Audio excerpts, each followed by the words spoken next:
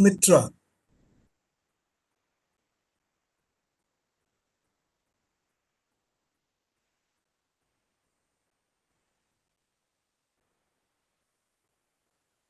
We cannot hear you. Hello, sir. Over to the students.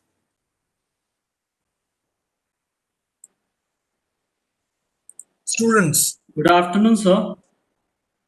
We warmly welcome you to Avenir 2020. We seek your permission to record this session, sir. Should we?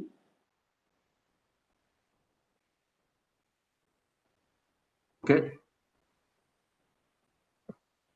Allow me to briefly introduce you to the institute and the department. Established as the Roorkee College in 1847, our institute was rechristened as the Thomson College of Civil Engineering in 1854. Formerly known as the University of Roorkee, this institution also happens to be the first technical university of independent India. In the year 2001, it was elevated to the status of an IIT. Now coming to our department, it was commissioned in 1998. The Department of Management Studies rightfully believes the juxtaposition of theory and practice is what turns MBA into a fruitful venture. With eminent faculty from both academia and industry, the department also boasts a large number of research scholars. Coming to our achievements and awards, it is a matter of great pride for us that IIT Roorkee was ranked first in management in India by Time Higher Education World University Ranking for Emerging Economies 2019. While IIT Roorkee as a whole was ranked the third best university in the country, it was placed at 35th position globally. IIT Roorkee also secured first position among the IITs in the citation per faculty parameter by QS World University Rankings. Leaving behind many reputable B schools, including many IIMs, over the last 3 years, IIT Roorkee has consistently figured among the top 10 MBA colleges in India as per the National Institutional Ranking Framework brought out by the Ministry of Human Resource Development. We are ranked 12th as per the NIRF 2020 and first in parameter of research and professional practices. Students here actively participate in various national and international level competitions and exams. A few highlights are: 4 students have cleared CFA level 1 and 1 has cleared FRM level 1 in 2019. We 4 students have bagged All India rank in top 15 in Flip National Challenge 2019. Many have won accolades in various B school events held in IIMs, IITs, and other management schools. Looking at the demographics of batch 2020, it was a batch of 77 students having an average work experience of 25 months. The pre-placement offers witnessed a gigantic 300% increase as compared to the previous years. The mean CTC was 10.12 lakh per annum and the median CTC was 10 lakh per annum. Some of our recruiters have been KPMG, RBS, Infosys, HCL, Future First, and several others. Batch 2021. It is a batch of 48 students and has an average work experience of 23 months. The summer placement offered a variety of roles and experiences. The mean stipend was 60,000 rupees and the median stipend was 50,000 rupees. Some of our recruiters have been KPMG, RBS, RBI, BIRA, Hyperverge, and several others. Coming to our batch of 2020-2022. It is a batch of 71 students, including 43 freshers and 28 students having work experience with the average work experience amounting to 24 months.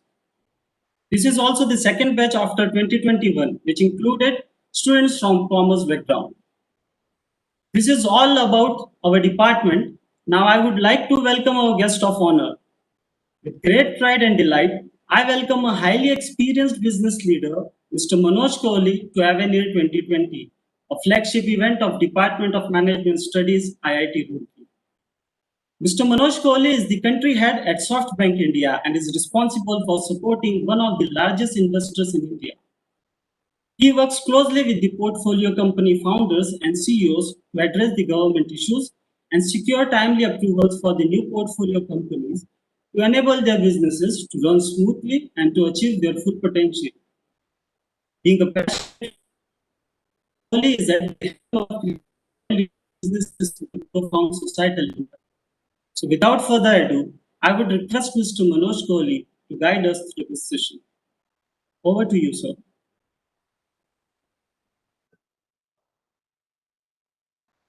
Thank you. Thank you. I'm delighted to be with all here. I was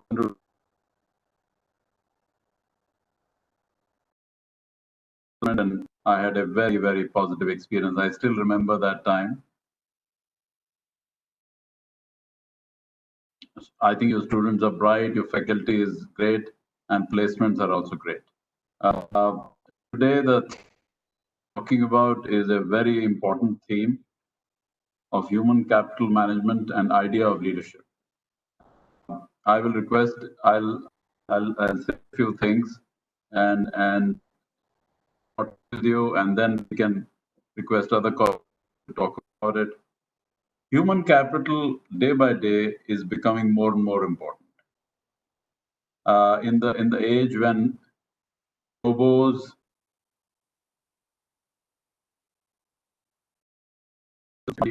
is now at the peak, capital is more. Even when the robots take over the entire world, and I think bigger role play role now, human capital will remain very important because insights and EQ comes from human capital. Now, I believe in my experience, my success and success of many businesses comes from good human capital. And I'll tell you the reasons. Firstly, the companies which are successful are distinguished by quality of talent. If the quality of talent is high, company success will be higher. And clearly, it is very evident if you do a research across India or across the world, this will come out true. Second thing is level of productivity and the standards of productivity. The companies where human capital is of good quality always will have higher productivity, higher efficiency, higher speed, higher quality. And this productivity benchmark is very important because to run faster. Every company needs to do better than competition. And that can only happen with good human capital. Third area is area of creativity and innovation, whether it's for a product or for a service or innovative business model. It all comes from a good talent, good human capital, and the creativity becomes your USP for the consumer. And if for the consumer you don't have a unique feature, then you can't win over competition. Last but not the least, companies which have high performance culture, work culture, will always do much better. And that reflects that their human capital management is better compared to other companies. So these are the reasons why human capital management is the critical edge of various companies over other companies. Let me also talk about Millennium Talent. The Millennium Talent, which is the youthful talent, as you know, India, the median age is 27. And therefore, the talent is very youthful. And youthful talent has different aspirations, different expectations compared to me and compared to many others who are much older. One, they have to be managed with high degree of sensitivity and respect. This talent is very proud compared to others. They want respect, they want sensitivity. Second thing is this talent is very hungry for new learnings. You know, they would like to work for a company where there is a lot of new learning, rather than work for a company where learning is poor and they have to be they are slow in learning. Also prefer companies, and this is by the way researched, that focus on future growth. And along with their business growth, the individual growth is also focused upon. So they prefer such companies, and such companies really are growing well and planning for future also are always preferred by the Millennium Talent. And last but not the least, Millennium Talent always wants empowerment, always wants to look for entrepreneurial approach management. Managements which don't empower, which do not have entrepreneurial approach, will not be preferred by Millennium Talent. Now, the idea of leadership is also changing. Leadership, as you know, is the make or break for any company. If the leadership is proactive, if the leadership is high quality, companies make a big success in the market. Now, what is the idea of future leadership? Let's discuss that. First and foremost, future leadership likes to have a clear direction and a clear strategy, because that focus, that clarity of strategy is important. Otherwise, in today's competitive times, it is very difficult to win. Second thing is that leadership will always build a viable business model and a unique business model.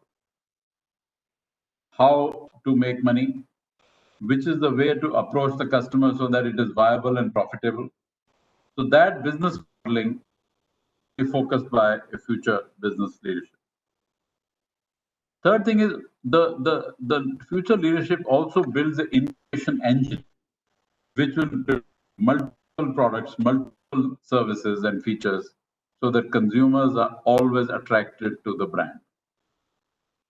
So this leadership, future leadership, which will emerge in every company, will be more towards innovation rather than keeping static business. Also, future leadership will be focused on frugality of operations so that profitability is high. I am particularly talking about this because in COVID-19 times, frugality has become more important, not only in India, but across the world. And of course, performance culture and high ethics will be very important for any company. So leadership builds performance and builds high ethics through its own role modeling. If the leadership role models high performance and high integrity, then people catch it very fast. Employees, partners, all stakeholders catch that future leadership and follow the future leadership very well. So these are the qualities, as I see, in the leadership in the coming decade, in the coming 10 years, 2020 to 2030, which are vital for success of business and success of organizations. So these are my initial thoughts. I will request if other colleagues can also share their thoughts, and then we can conclude.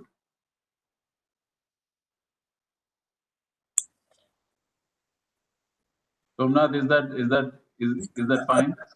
Absolute perfect, sir. You have hit the nail.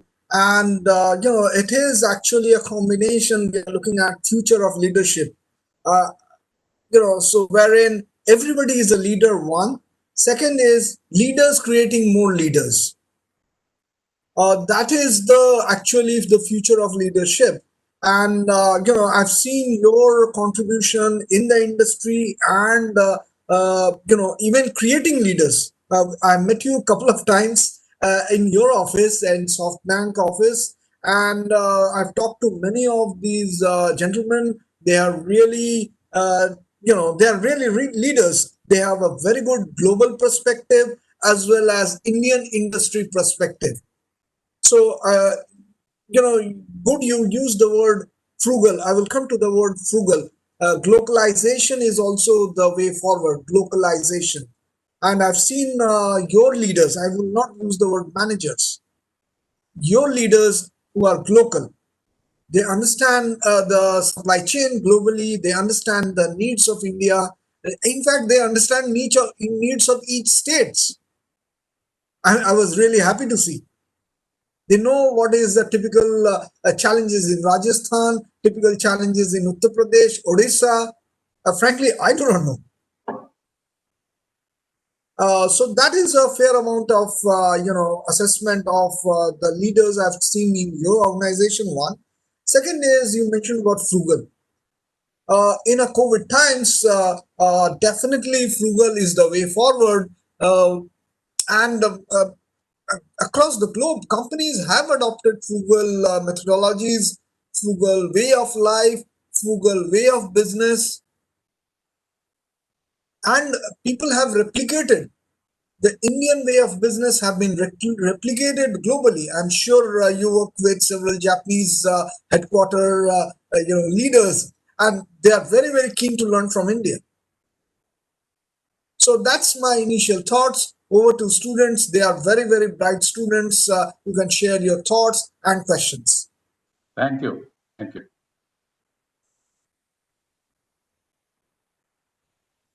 Students. Yes, sir. Sir, I have a question. Good afternoon, sir. Please, please. Sir, as you said that the companies are going with a frugal strategy. So, sir, will there be any effect on the employment because of that?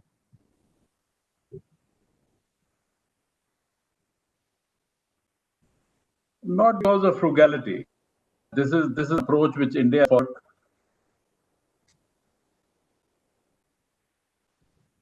I think it's an approach which world is understanding now. Finally, service quality. Doing frugal is the right way because, frankly, if you're way customer not pay. And the last 6-8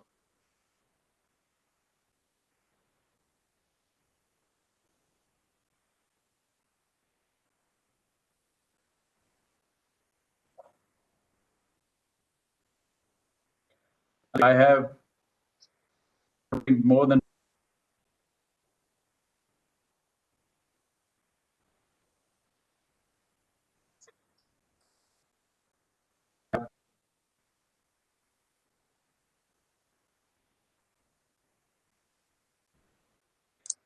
my very good team. And I told him, I said, so he met me sometimes in March and he took over that company then, and he asked me what is my advice, and I told him that you should really launch a program,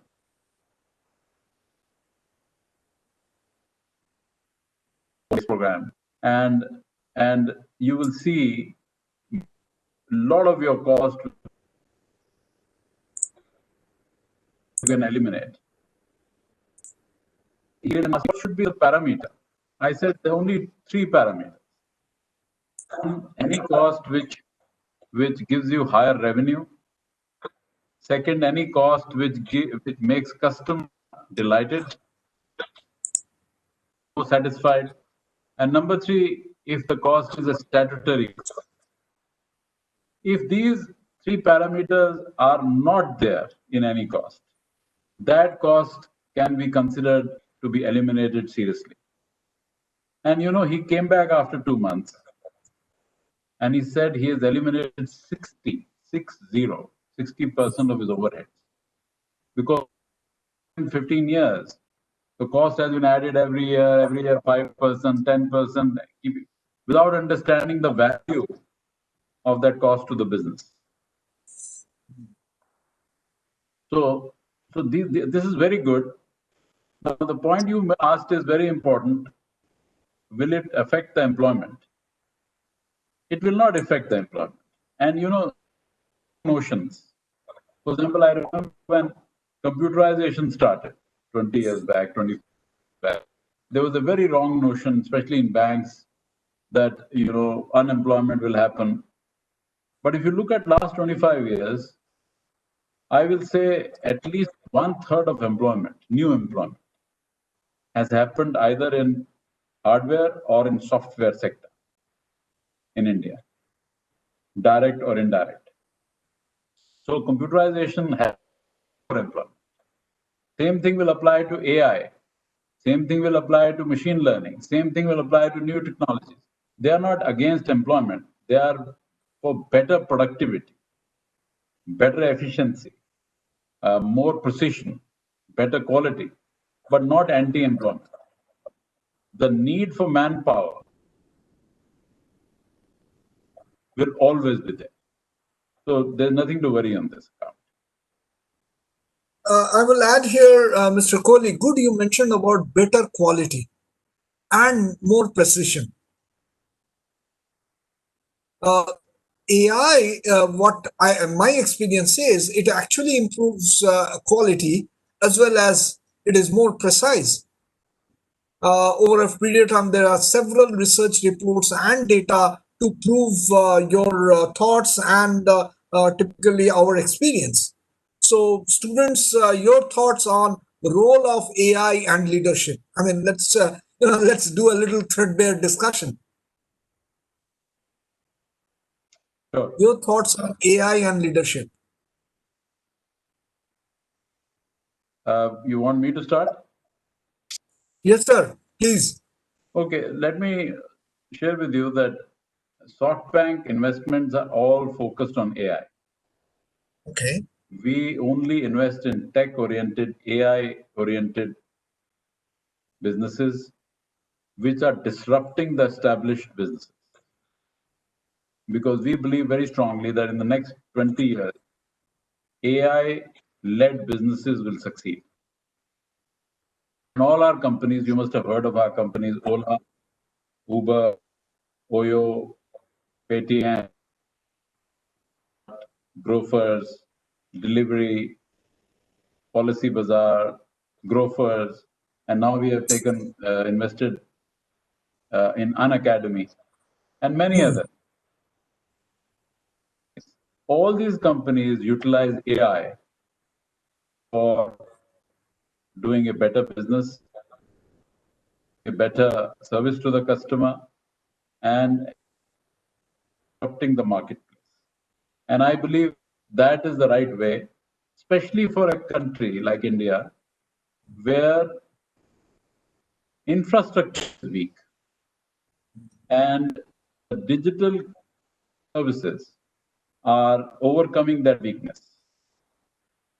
And if you see now, small town, go to in UP, let us say, or to Haldwani, or to any other small town, the housewife is buying online.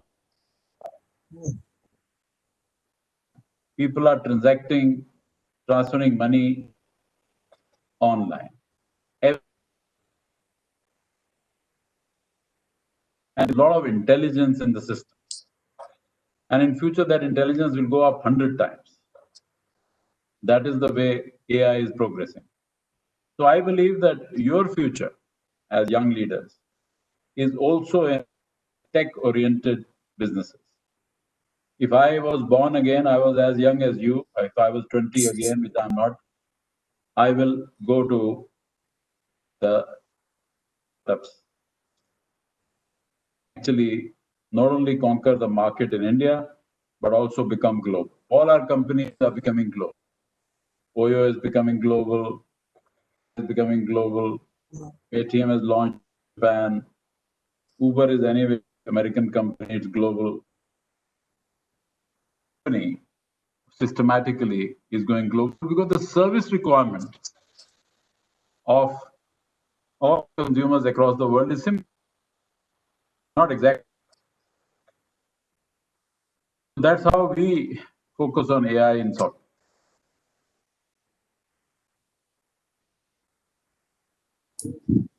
Hello, sir. Am I audible? Yes. Yes. Sir, AI was first introduced in 1956. So why it is now happening that we are now more focusing on AI and we ignore that still a large period of time, a long period of time we are not applying AI in our industries as that much as we are using now. So what do you think about that?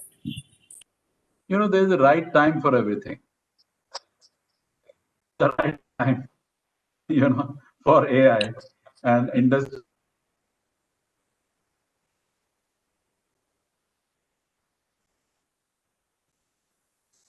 Good for them and so good for engaging. The businesses were static. The environment was static. Today, the environment is so dynamic that it changes every day. The regulations change, consumer behavior changes, competition changes. Everything is changing.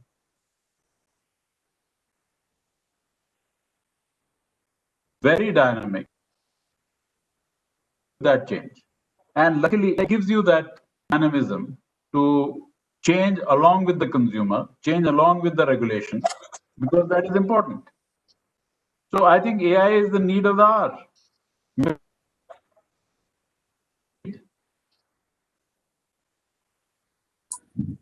So here comes another hand-in-hand question. Do you think that what is evergreen marketing role? That like marketing manager, brand manager, those things are going to be just whip out in 10 or 15 years down the line, and most business processes would be dependent on business analyst, data analyst on these roles.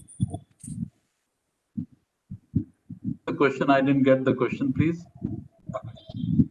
Yeah, that 10 to 15 years down the line, the evergreen roles of management like marketing manager, brand manager, these things will be whipped out, and our focus would be on data analysts,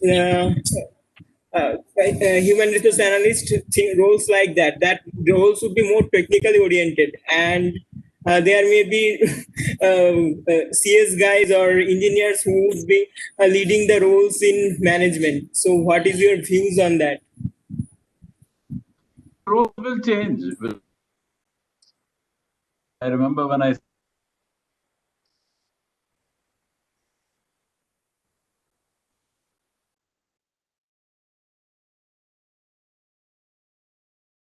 years back, just close to far away from Roorkee.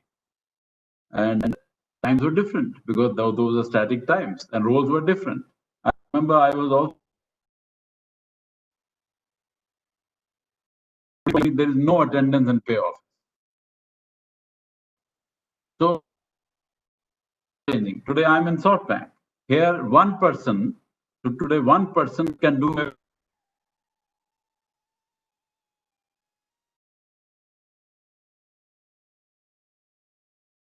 so much productive automation, computerization before. So the clerical elements of role, the mechanistic and repetitive part of the role will be handed over completely to only the insights. The qualitative insights will be left with human beings. Plus the human being be adding value through their EQ. IQ everyone has. Now, if you do IQ analysis of this class, you will have all very high IQ. But who will win tomorrow? Guys who have better EQ will win. Not IQ. Because IQ everyone will have. Machines everyone will have. Computers everyone will have. Robo support, AI support, everyone will have. So that is not a differentiator. What is the differentiator? If you have good insights of the business, of the consumer, and if you have EQ, which means if you are sociable, if your social touch, if your personal touch is stronger than others, then you will be a very powerful manager.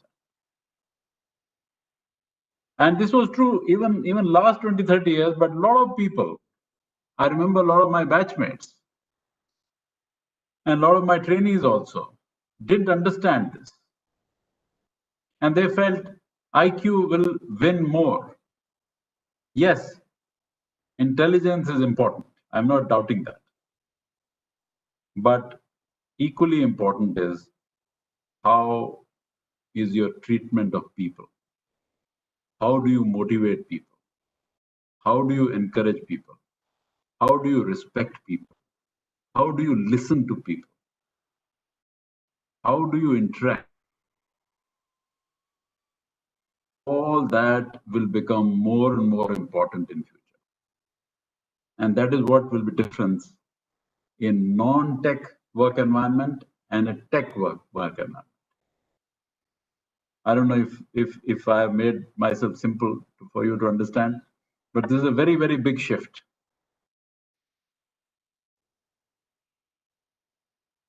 Somnath, you are muted.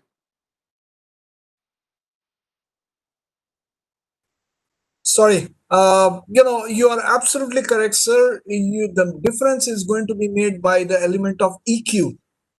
How well you are connected to the consumer, how well you are connected to the people within the organization. And that is what will make the difference of the individual. That is the value addition of the individual. Are you able to understand the consumer market? Even if it is B2B, in fact, in B2B, it is even more challenging because you don't have much data point. In a B2C, it is easy. You have large amount of data point. But Absolutely. in a B2B, EQ is going to make a difference in terms of empathy. I think there was a discussion on empathy in one of the sessions before.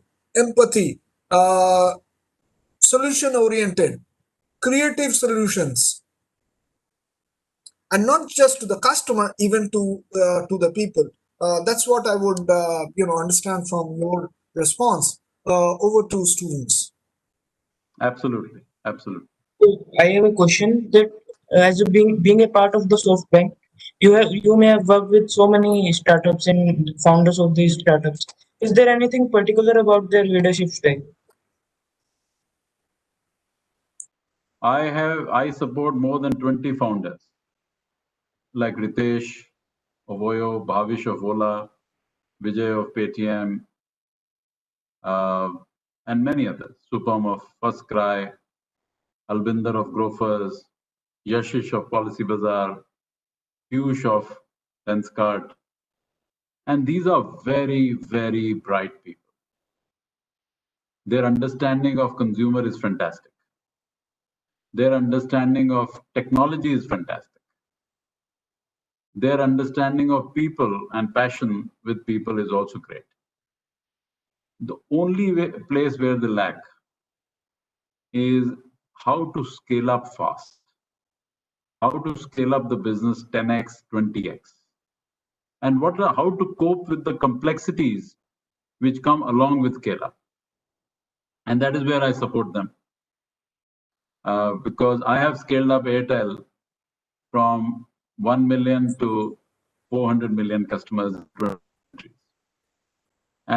And that gave me some good experience, which I pass on to all these founders and help them. And they appreciate the help. But on their own, they're very bright, excellent talent. So Sachin, is that okay? Have you got the answer? Yes, sir. Sir, I have a little curious question in my mind. Why scaling up is such a challenge? I mean, I know that there are challenges, but from your perspective, why it is such a challenge? I know in You India know, it's not easy. you know, let me give you an example. Once I had lunch, there was a town called Somerset in a state called Kentucky in US. And I had lunch the first KFC, Kentucky Fried Chicken. First. It's the first ever made Okay. in Kentucky.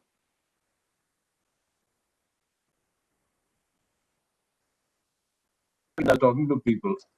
How did this guy go all over the world with one product, fried chicken, all over the world, 200 countries? The same. I have lunch sweets. Have you been to Nathu Sweet, Bengali market? Yes, sir. I've been going there since I was a small child. Now, why it's not, Okay. and why is Kentucky Fried Chicken global? It's very, very global. Not only global, like Haldiram. Let me take example of Haldiram. And is already worth of dollars. Recently, I understand that there is investment coming into Haldiram, which values Haldiram more than $1 billion, maybe 2 billion. I don't remember. Because when you go into Haldiram, they have standardized everything. When you buy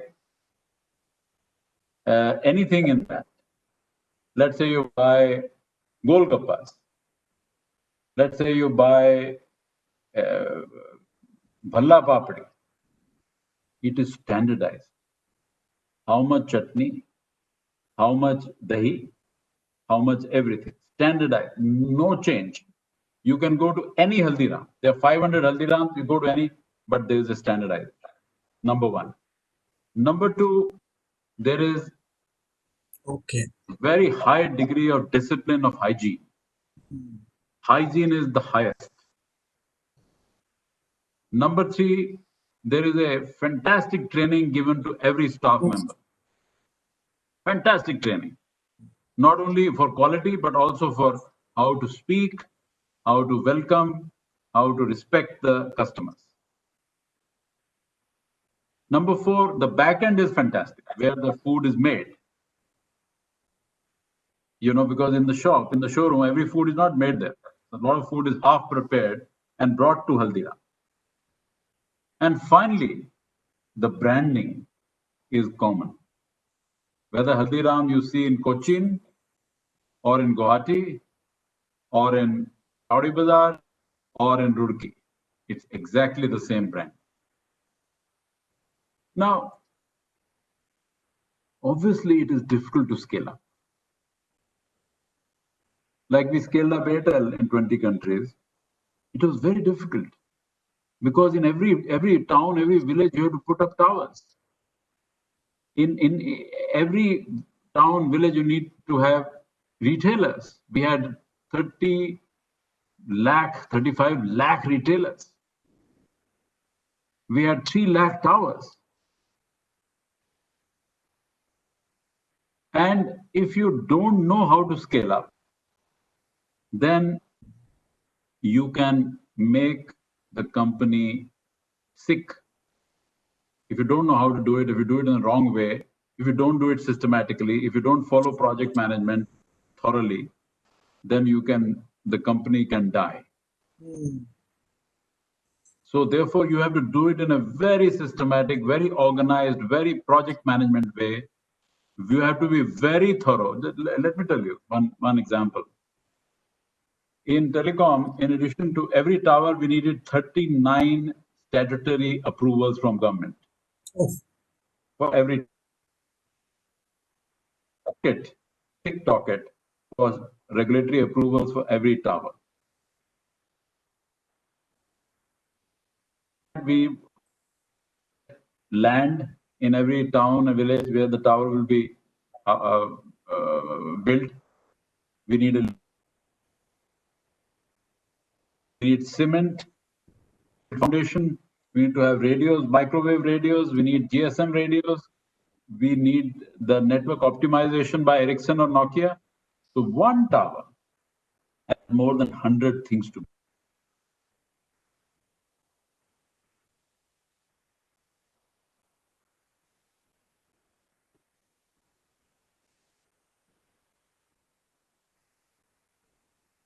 We build 30 towers a month, which means we build 100 towers, which means we build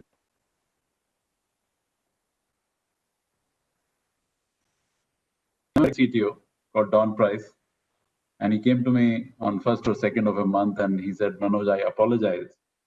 Our target was 3,400. We have only done 3,200. So I'm sorry for that. I said, no, Don, You're not sorry. This is a world record. 3200 is a world record. You don't have to be sorry. You've done a great job. Because if you can do one tower every 15 minutes and that to 40 meter, 60 meter, 80 meter towers, where all that 100 points done each tower, it means that your planning, your teamwork, your project management is fantastic. And that is what scale up leads to. You need to be very, very thorough, very comprehensive in planning, and of course, very high quality in execution. Because there'll be so many partners who will be involved. And as you become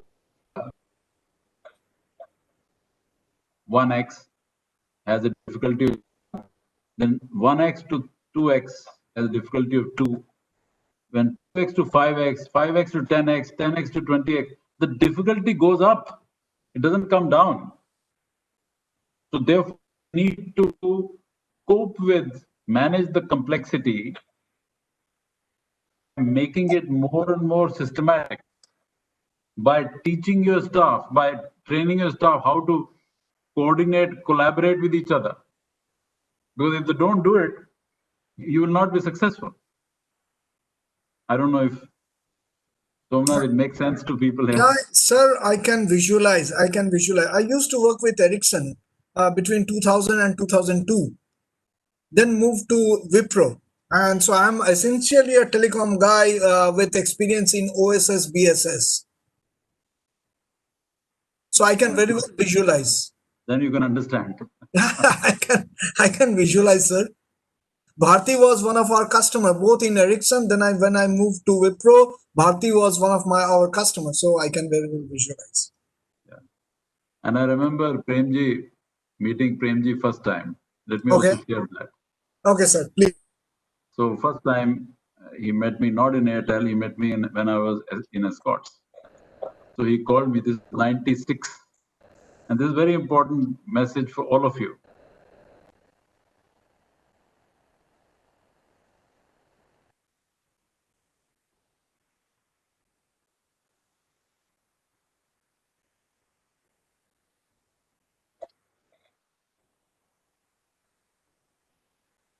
Mr. Kohli, I want to meet. I knew who is Premji, and so on. I said, no, sir. Tomorrow.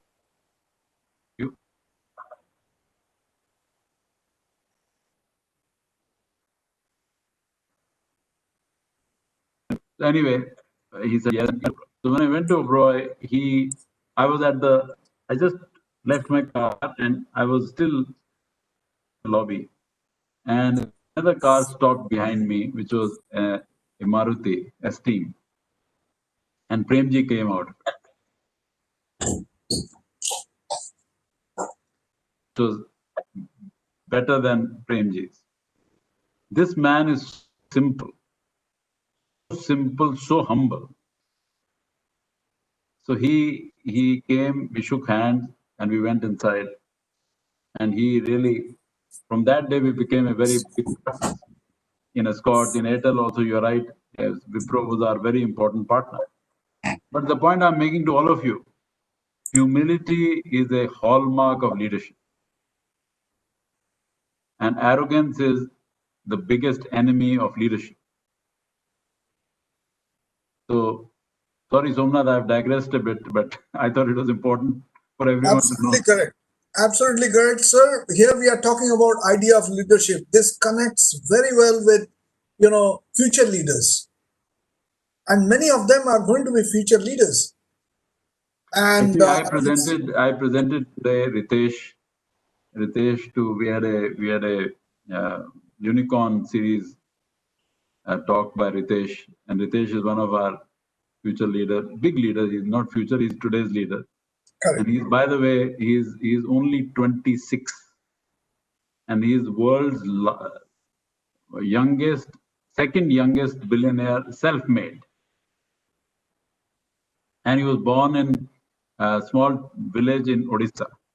Oh, And he, by the way, started his career by selling Airtel SIM cards, which was great.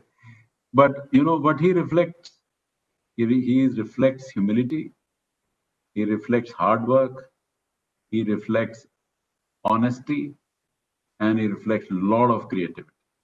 And finally, what he said very well, that I focus on problem solving. Whether I am a billionaire or I am a millionaire, it doesn't matter. My job is to solve problems every day. If I'm not making my customers happy, I have to solve that problem. If my hotel partners are not happy, I have to solve that problem. So these are the quality of leaders. And he's a young leader, luckily, like you. Yeah, absolutely correct. Students, your thoughts Sir, and I your have received some questions from the participants.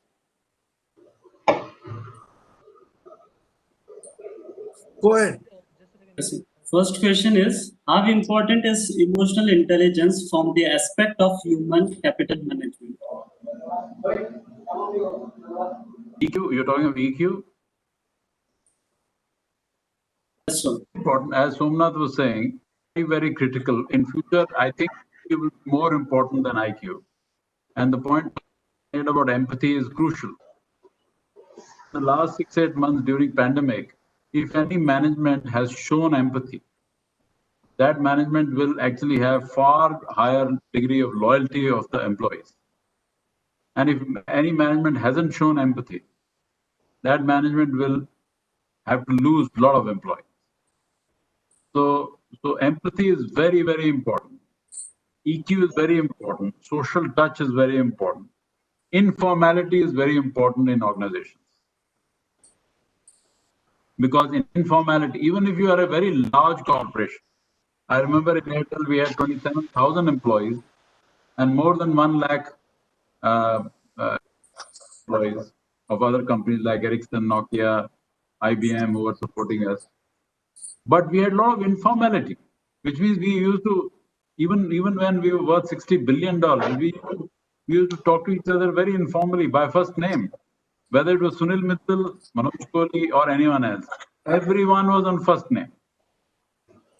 Because once you talk to each other on first name basis, even if you are very senior or junior, then you understand each other much better. So therefore, EQ is very, very important and more important in future. I request Gaurav Parson, he is an alumni of DOMS, he's from 2001 batch, to ask this question. Otherwise, not Good clear. afternoon, Mr. Kohli. Not audible, not audible. Good afternoon, Mr. Kohli. Am I audible to you? My name is Gaurav. I'm an alumni of DOMS, like 2001 batch pass out. So almost like 19 years back, I passed out from the same institute, same department. So first of all, thank you for inviting me over here, the alumni committee, and I'm a big fan of yours. I have been following you for some time. I've got a question, like, because you deal with so many startups day in, day out. I am on my entrepreneur journey now for last 7-8 years. Seen a lot of roller coaster challenges in last these 8 years. Trying to do something in the edtech space for so long and evolving with time. What are your suggestions to the startups like us who do not see the success initially, but still carry on with the struggle and try to modify or their business model with time? So, what are your suggestions to people like us? No, my suggestions are very simple. First, you get your business model right. If the business model is viable, profitable, and good, acceptable by the consumer, that is the first and foremost thing. And once it is right, then second step is start getting customers. Even you get few customers, but every customer, every unit should be profitable, even if small profits.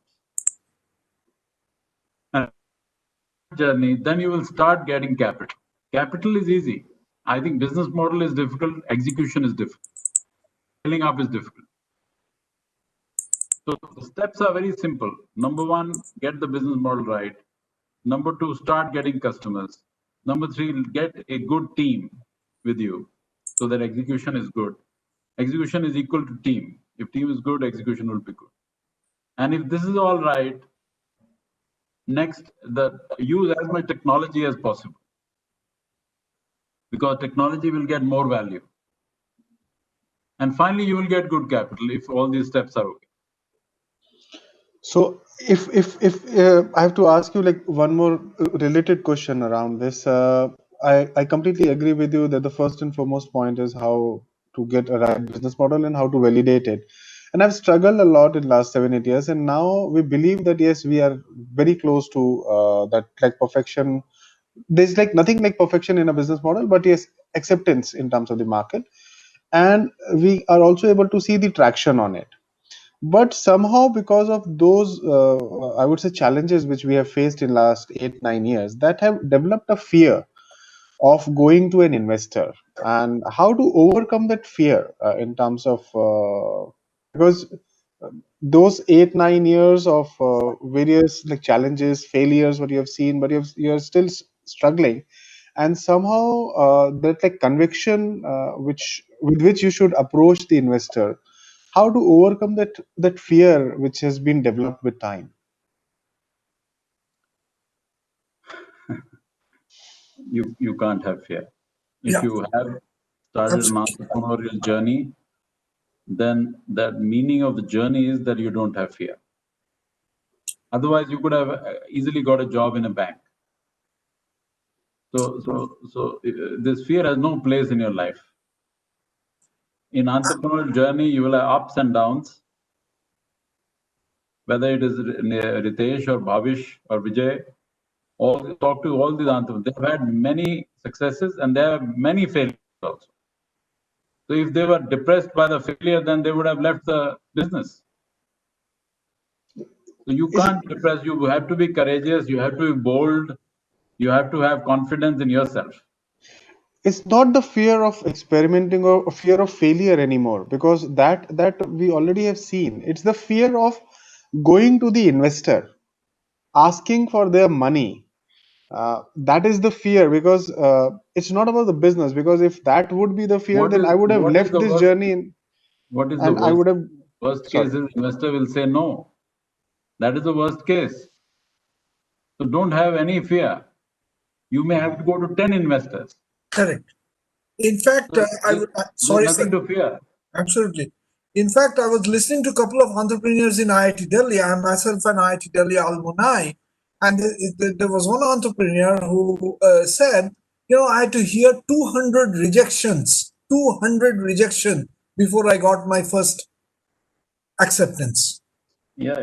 Look at Jack Ma's story. I think read Correct. Jack Ma's story. He had 25 rejections.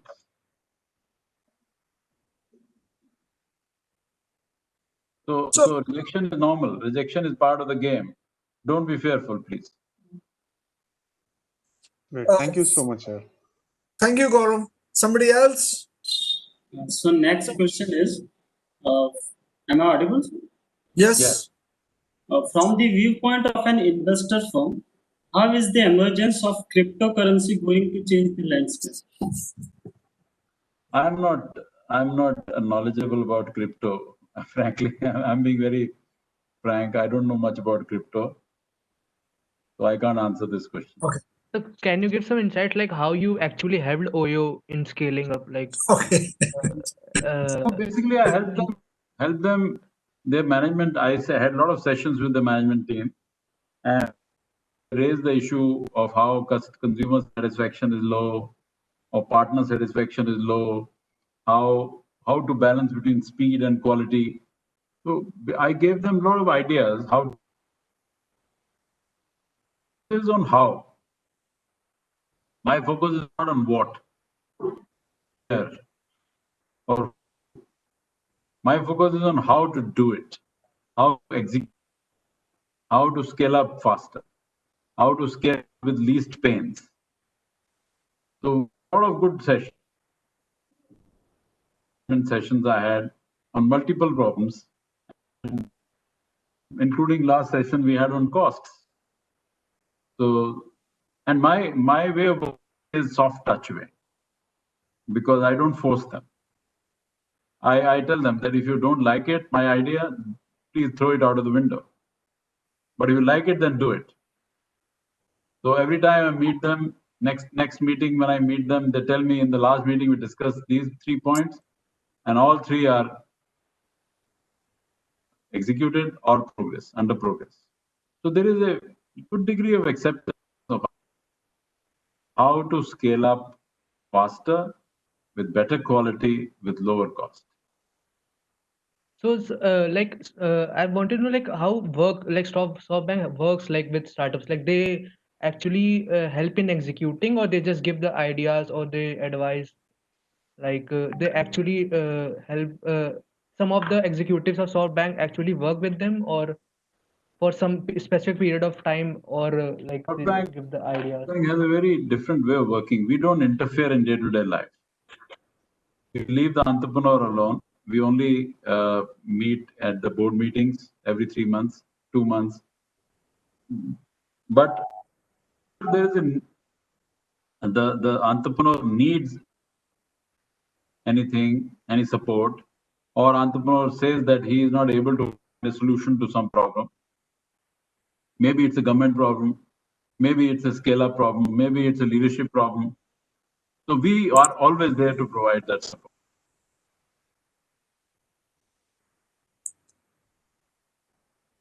Okay, sir. So as you mentioned that during your stint at Airtel, you set up such ambitious targets of setting up so much DAOs a month. So how to keep the team motivated with such ambitious targets? Celebrate a lot.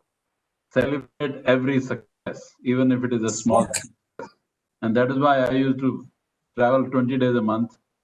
Today, one day I was in Chandigarh, second day I was in Kochi, third day I was in Bhubaneswar, fourth day I was in Guwahati. And every victory was celebrated with all employees, with their families. So then after that, I didn't have to do much actually. They were doing everything. They were so enthusiastic and so passionate about success. And there was a slogan in Airtel called "Win every day." Win every day. And the day they lost, that day they were very depressed. And they used to tell me, Manoj, don't worry, tomorrow we'll come back. So I built a lot of ownership in the people. I built a lot of empowerment in people. I said, it is your company. You are Airtel. You make this company. You will take this company to 10x, 20x. I will support you. I'll give you all the resources. My job is to support from behind. But in the front, you are the people on front. And I think they loved it.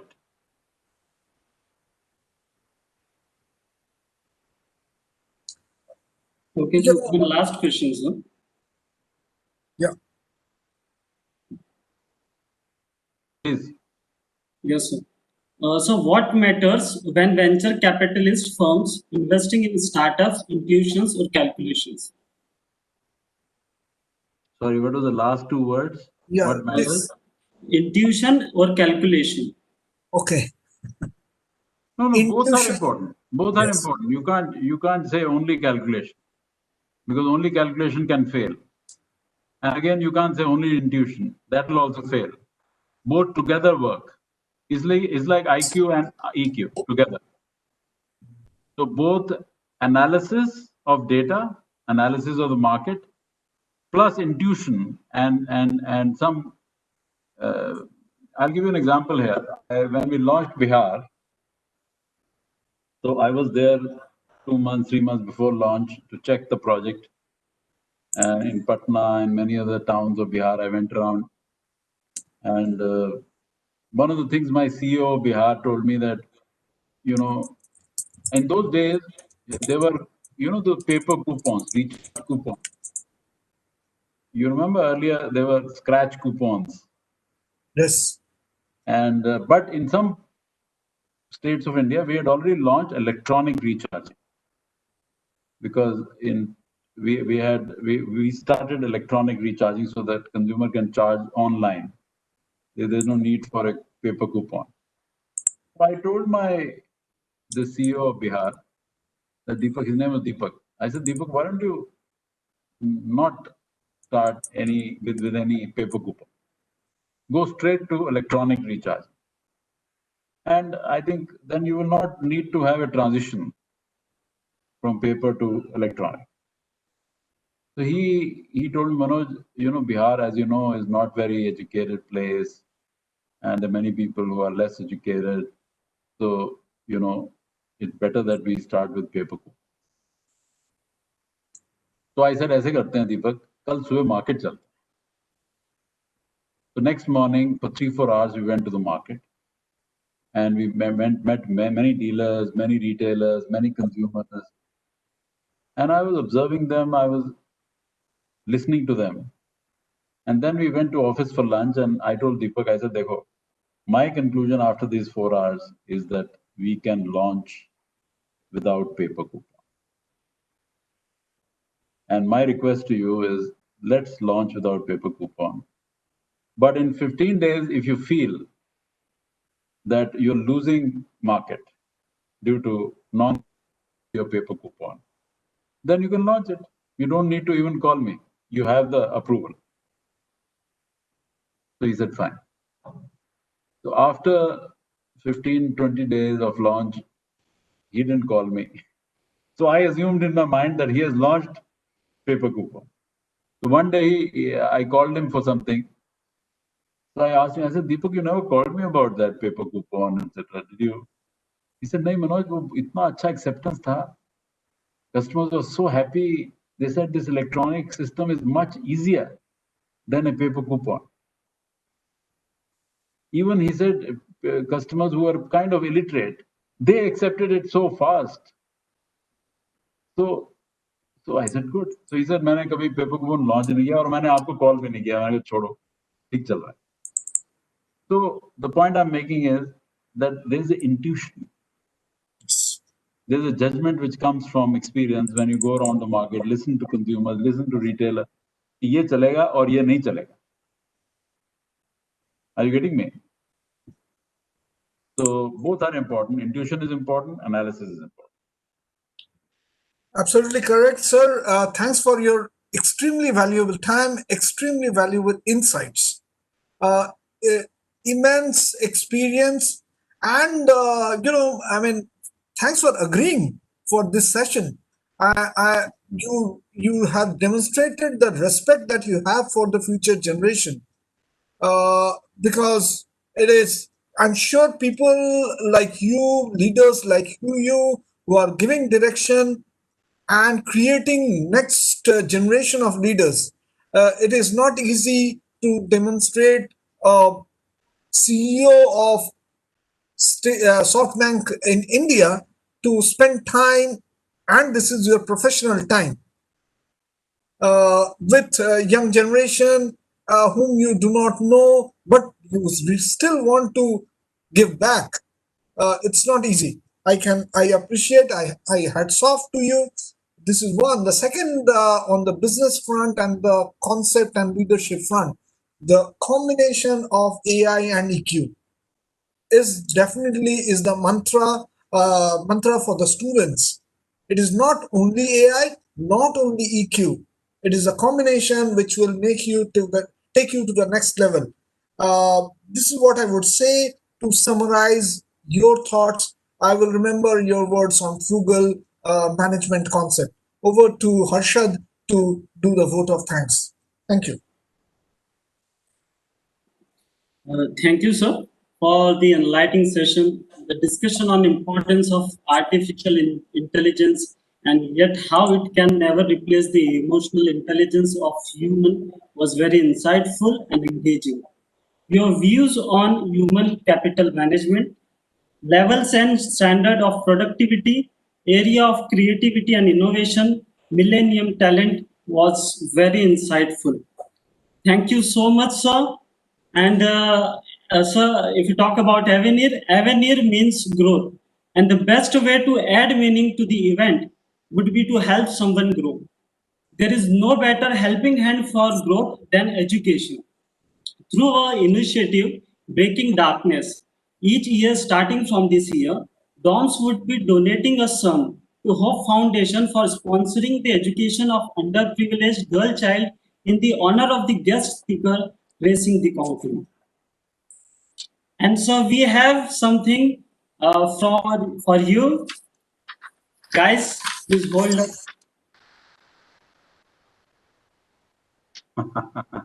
No, thank you to all of you to listen to me. Thank you. Thank you so much, sir. Thank you. I'm very happy that you found it useful. And if there's anything else, Somnath, I can do, I'll be happy to. Sure, sir. Thank you. Sure, Bye. sir. Thank you, Good sir. luck. Good Hats, luck. hats off, sir. Thank you, sir. Thank you, sir. Sure. Thank you.